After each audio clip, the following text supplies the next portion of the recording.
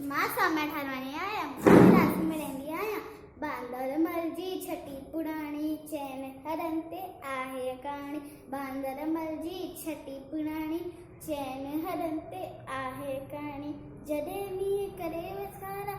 छुट न छुटिए माथा ने सारा करे पुसाए पानी पानी बांदर मलजी छठी पुराणी चैन हरन ते आहे कहाणी बांदर मलजी छठी पुराणी चैन हरन ते आहे कहाणी छठी पुराणी जड़े थी करे वस्कार जड़े थी तो उसका व्याकुल चवे छटरी के बांदर माँ को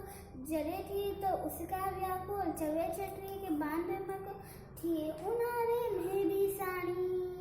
बांदर मलजी छठी पुराणी चैन हरन ते आहे कहाणी बांदर मलजी छठी पुराणी चैन हरन ते आहे कहाणी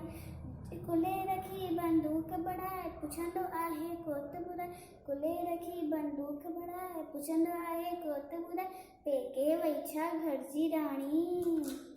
बांदर मलजी छठी पुराणी चैन हरन ते आहे कहाणी बांदर मलजी छठी पुराणी चैन हरन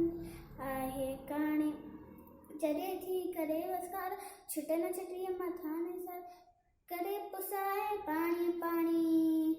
बांदर मलजी छठी पुराणी चैन हरन ते आहे कहाणी बांदर मलजी छठी पुराणी चैन हरन ते आहे कहाणी छठी पुराणी जय झूलेलाल।